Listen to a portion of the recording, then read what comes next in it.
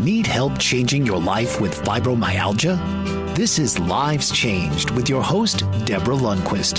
Through knowledge and prayer, Deb has learned to live with this difficult and often misdiagnosed disease.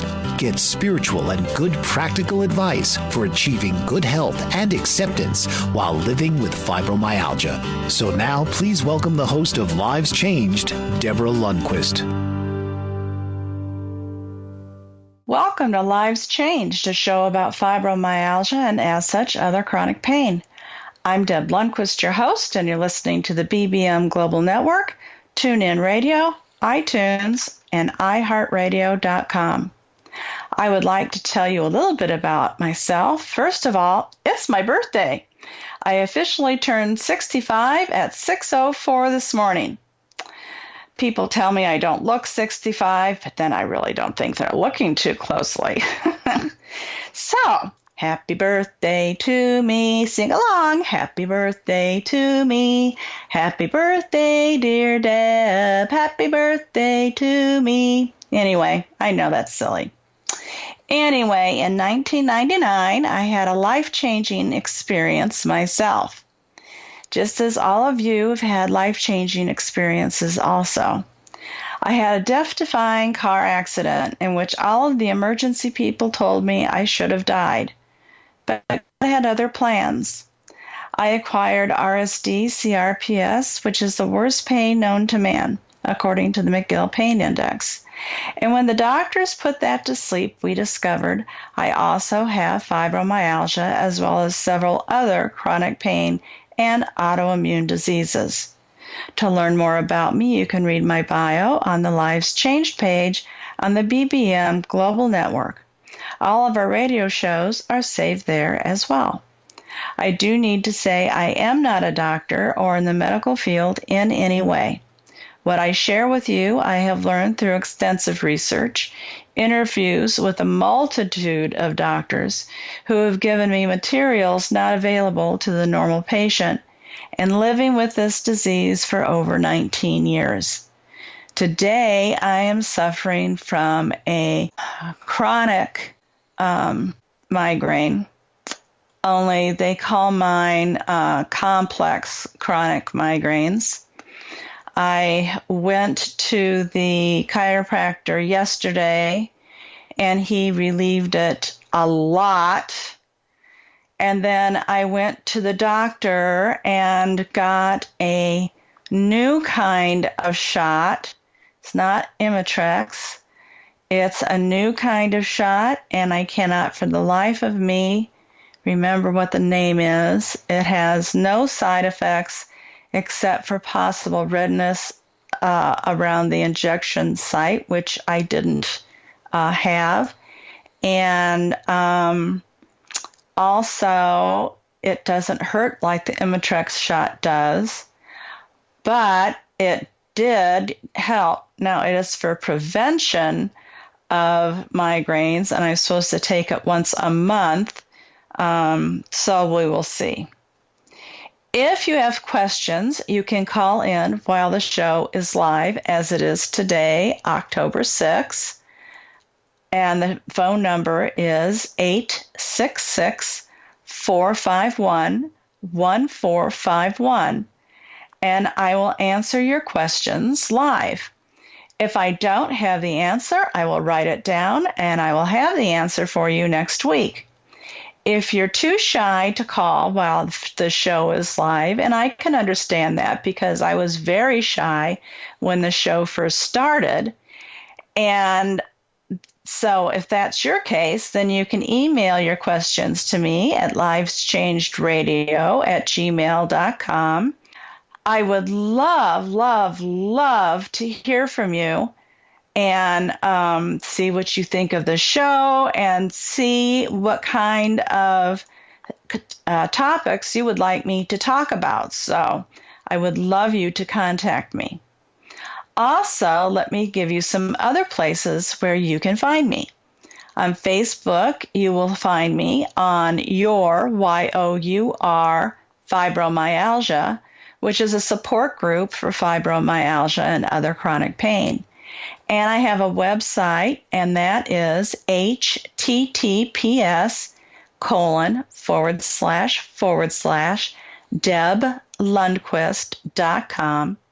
That's my name, DebLundquist.com. That's D as in David, E, B as in boy, L-U-N as in Nancy, D as in David, Q as in Queen, U-I, S as in Sam, T as in Tom.com, where I've written articles for patients, family members, caregivers, doubters, and those who disbelieve. 2 fun quizzes about fibromyalgia, the story of my life and how I got the disease, access to the radio show with the titles of each show, access to the all-natural nutritional products that I sell, use, and there's also work-from-home opportunities for both of the nutritional sub-products that I use. I also have other products I'm developing along the way. And if anyone would like to learn more about fibromyalgia, this is a great place to send them. You can also call me personally, but not while the show is live, please, at 815-214-9443. Again, that's 815-214-9443. And that rings into my personal phone. That's a Google number, but it rings into my personal phone.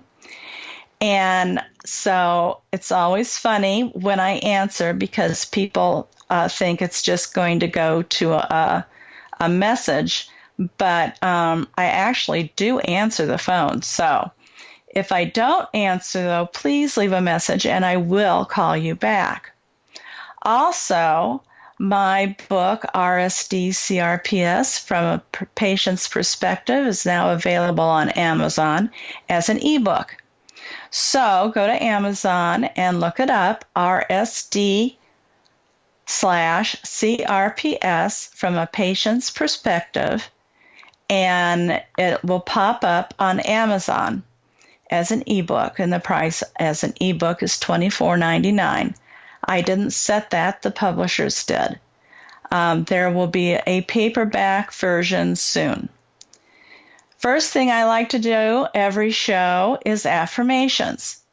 And I will go through the affirmations first and explain to you why I think they are important. And then the second time, we all go through them together and say them out loud. Now, if you haven't written these down, please do so because they can be so helpful in your healing process. So here we go. I know they have been very helpful to me.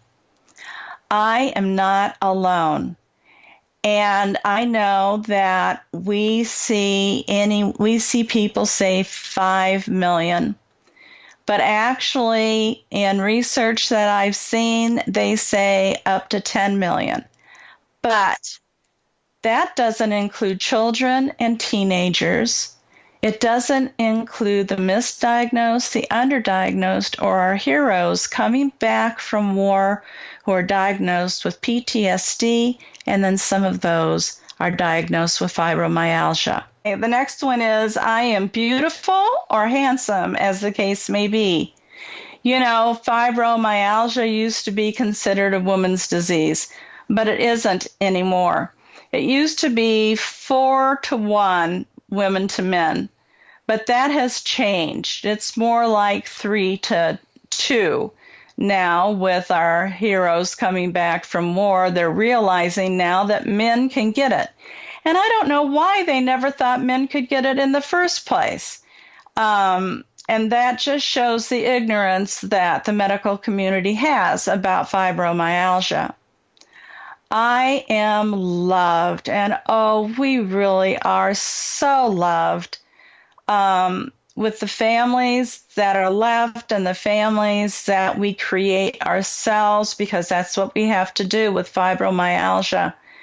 And we need to find support groups about fibromyalgia because we really can't go through this by ourselves. Those support groups are going to show us that we aren't alone and we need to learn to love ourselves. So if you'll listen to show 40 and 41, and then on my Deb Lundquist webpage, I have an article about how to love yourself again. The more you love yourself, and I mean really fall in love with yourself again, the less you're going to let people walk all over you, including doctors, including therapists, everybody. You're just going to stop walk all over you, including family members. I am needed. And yes, we are so needed. We are needed by the family that we've created, the family that we still have, and we're needed by the fibromyalgia community because there are so many out there. And we just need to show everybody that we are with them because they need to know they aren't alone and you need to know you're not alone. Which leads to the next one. I still have a purpose. And we do still have a purpose. We just have an illness or two or three. But we still have a purpose in this world, or God wouldn't keep you here. Think about that. If God was done with us, we would be gone. But we are still here. So God has a purpose for us. And it's with our family, and it's now with the fibromyalgia community. I am important, and we are important. We were important before. We just have an illness. We may not be able to do all of the things that we did before, but we're still important to the family that we have and the family that we've created. But we also are important to the fibromyalgia community. We support them and they support us. It's amazing when you get active in your fibromyalgia community just how important you will find that you are. I love you. I want you to look in that mirror and look into your beautiful eyes. And I want you to say to yourself, I love you, and I want you to mean it because you really, really need to learn how to love yourself. I am a survivor, a warrior, and we are because we're surviving this illness and the others, and that makes us a warrior because we fight it every single day. I am still me. The skin that we touch is just a shell, shall we say, a temple for our inner bodies. But we all have inner bodies. You know that, right? Not just our soul, but we have a whole body inside us that the shell that we have on the outside is protecting. And our inner body still holds the essence of who we really are. So, quit saying, I wish I was still me again. That me is still there inside of us. And you need to realize that, and you need to hold on to that. I am unique. There is no one else like me anywhere in the world. That makes me not only special, that makes me powerful. And if they're identical twins or triplets aren't alike, and we know they aren't, then the mold was broken when you were created. And that is very special. Okay, let's say these together out loud with me, and I'm going to pretend like I am hearing you. Here we go from the start. Say them out loud, please. I am not alone. I am beautiful or handsome. I am loved.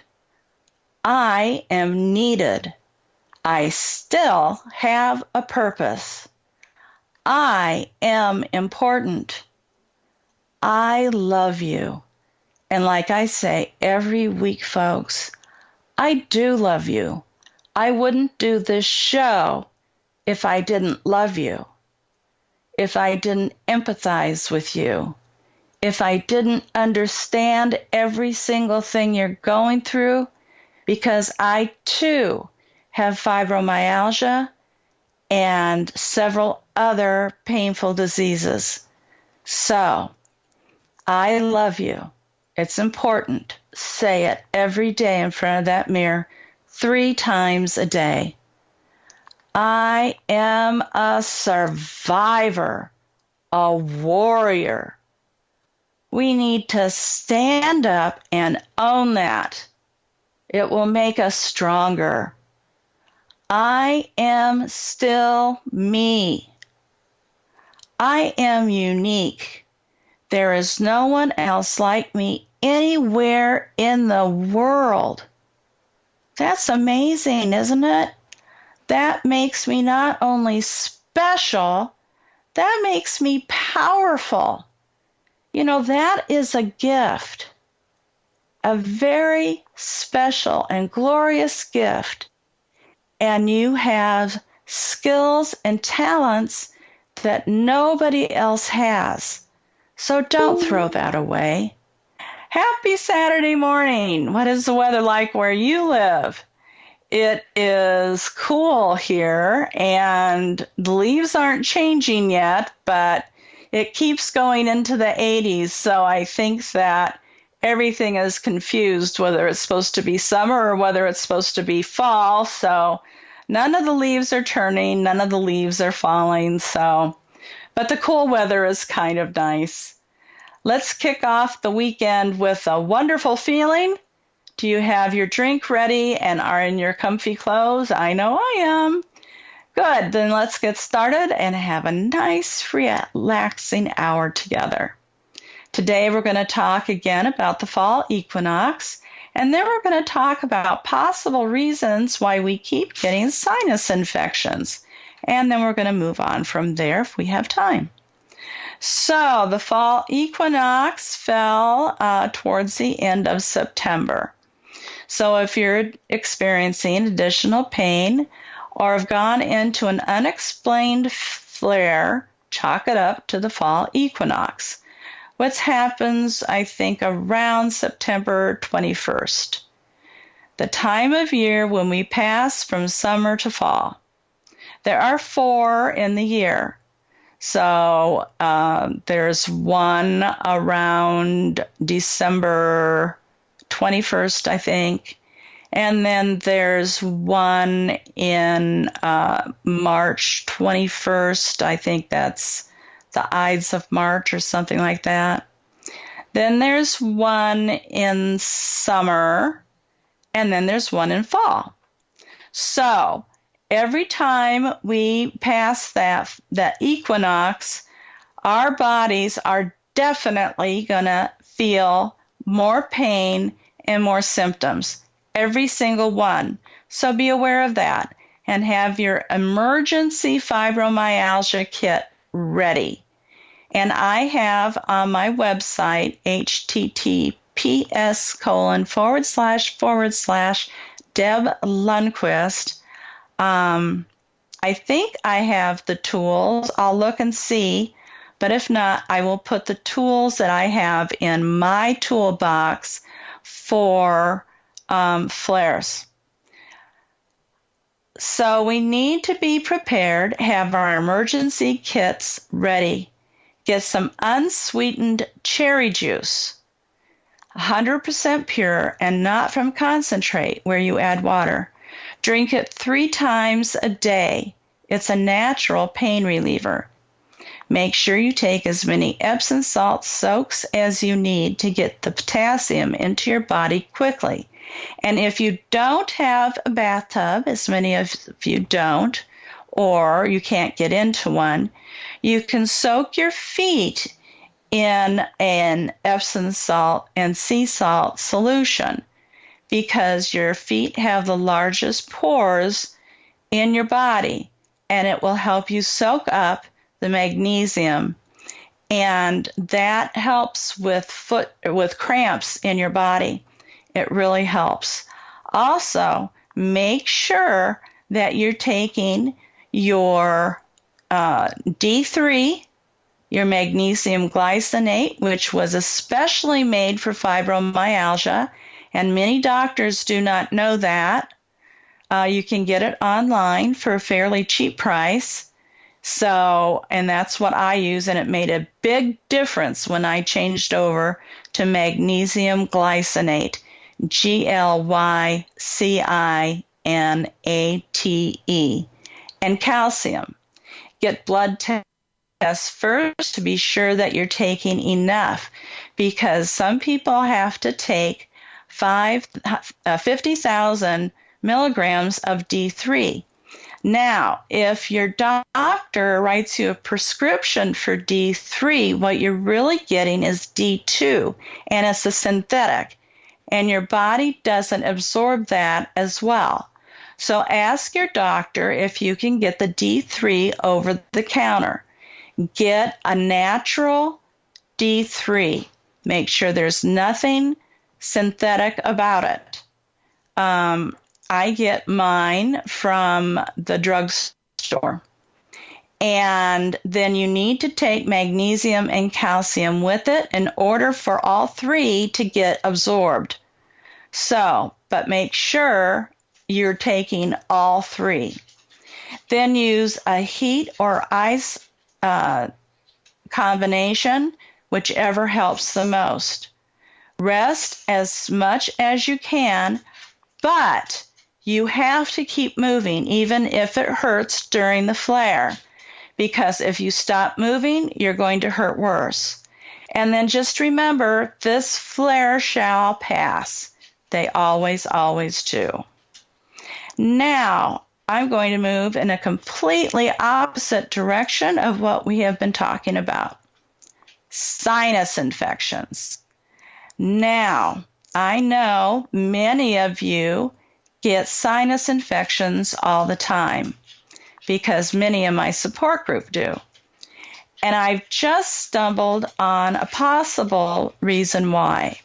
And I mean stumbled.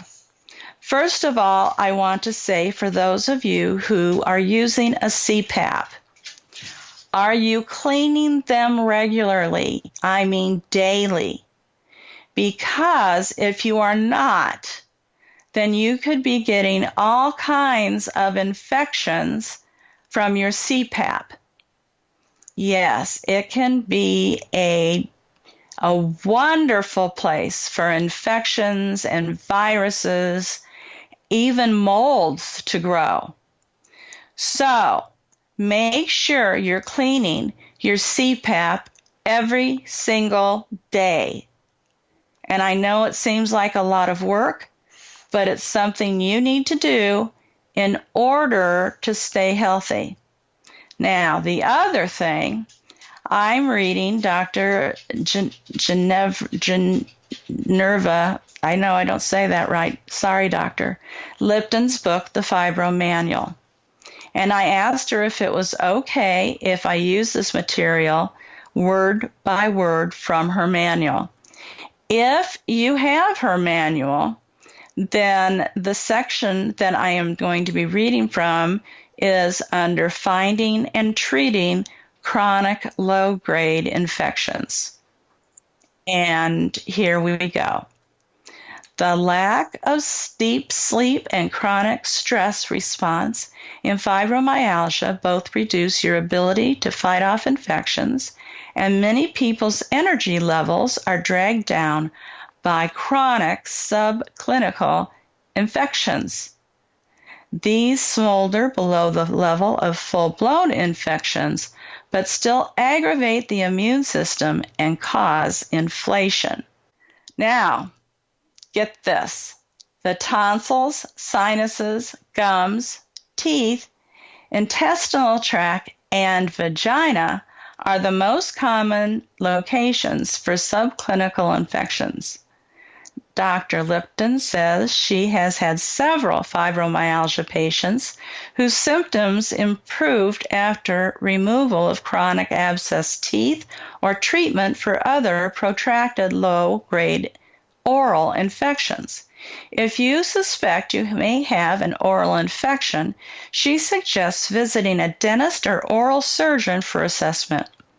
Newer imaging techniques such as a cone, C-O-N as in Nancy E, beam, CT scans provide much better images of periodontal bones and can find hidden or deep infections that aren't detected by x-rays.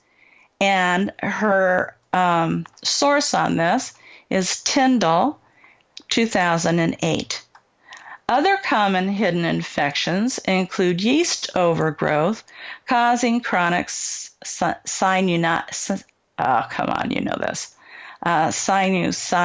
or vaginitis. The human body is host to hundreds of different types of bacteria and fungi. The most common fungus, a yeast called Candida albicans, in every human body in warm, moist places like the sinuses and the vagina.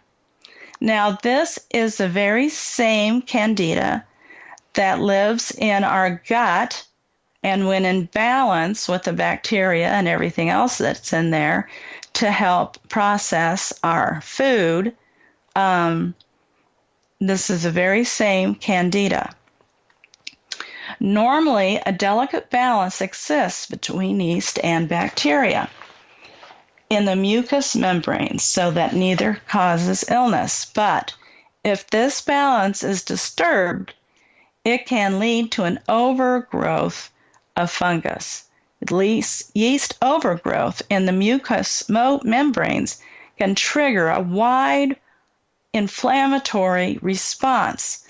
In people with fibromyalgia, Candida albicans was the second most likely culprit to elicit an immune response on the E, L as in Lisa, I, S as in Sam, A, /A, C as in cat, T, test.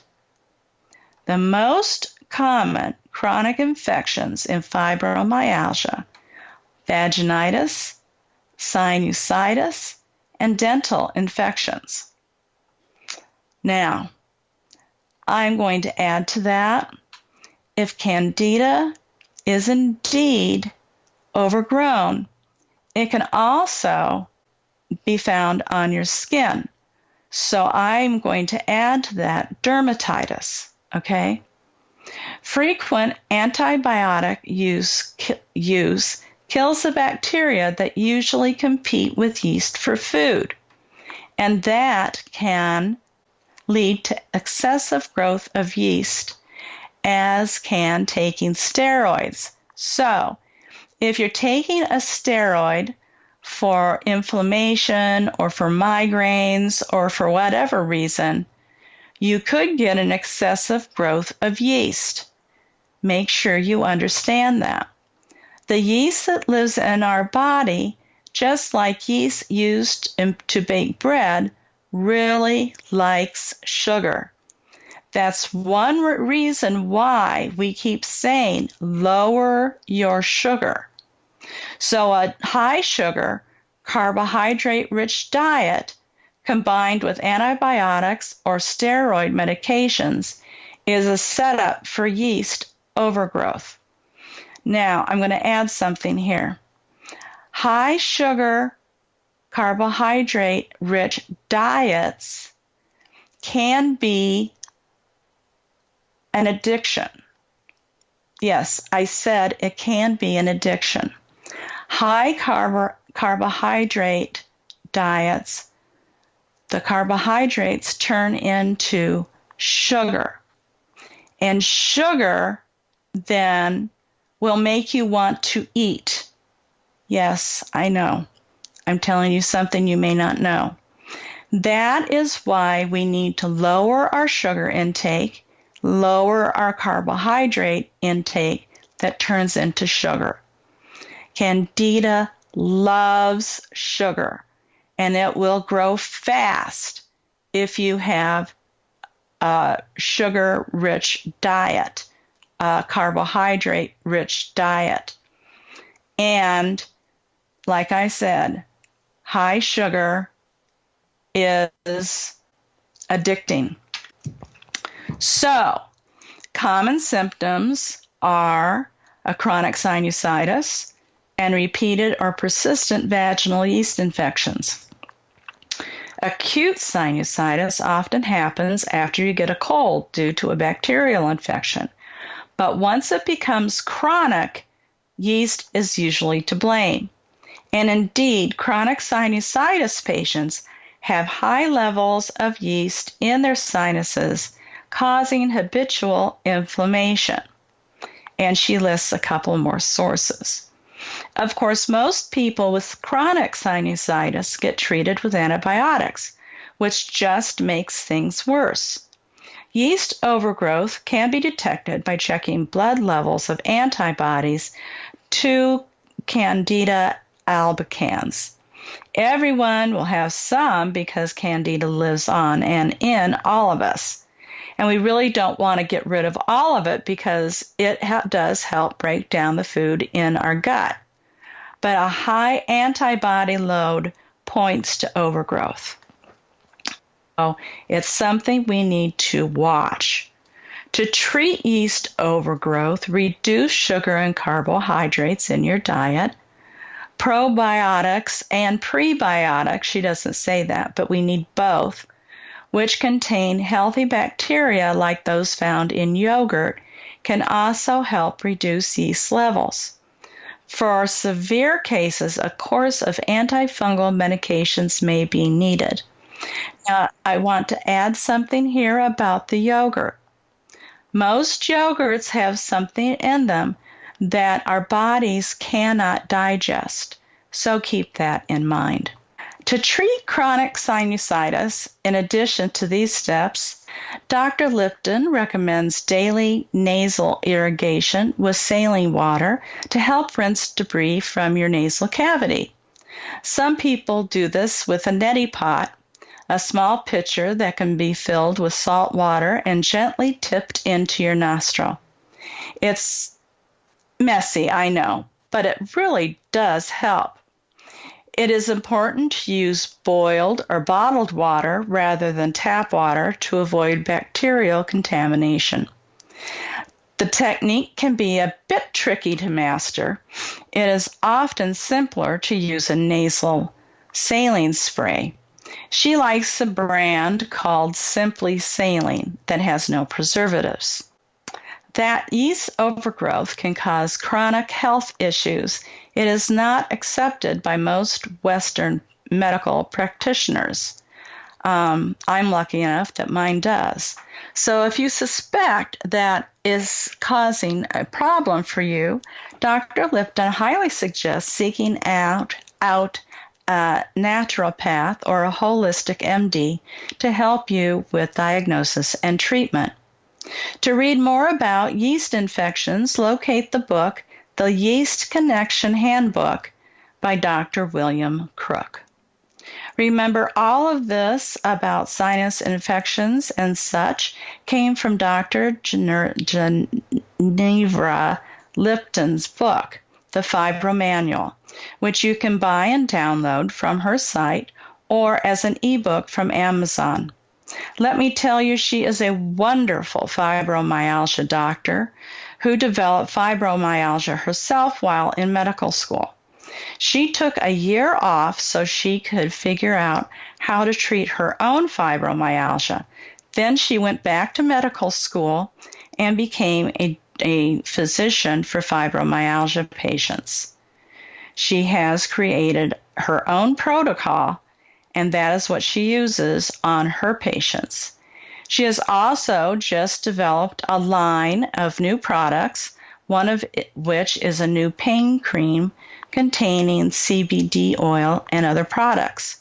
She will soon be a guest on the show to talk about her new CBD oil products, and so wait for that announcement.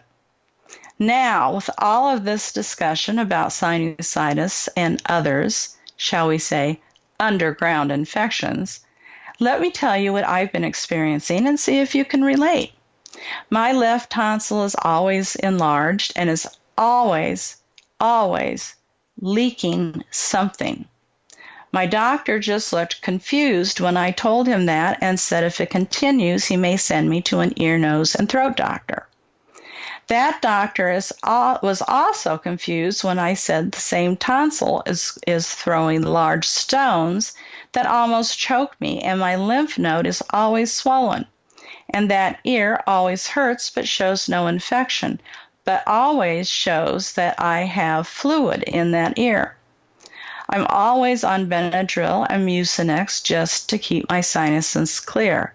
And it's not the Mucinex you have to get over the counter from the pharmacist. It's just the one that you just get off the shelf. Plus, I use Flonase. I also use 2 inhalers because of, quote, environmental asthma, unquote. I have never had these problems before, but I do often get Candida. I never thought about it being in my sinuses. I'm going to try what Dr. Liptan has suggested. What about you? I did, however, ask the doctor yesterday for some Candida medication. So I'll let you know how that goes. Now to move on something totally different. I know I often mention this disease, but I never go into detail in it. Now that I've written a book about this subject, I thought I would tell you a little bit about it. RSD-CRPS. What is it?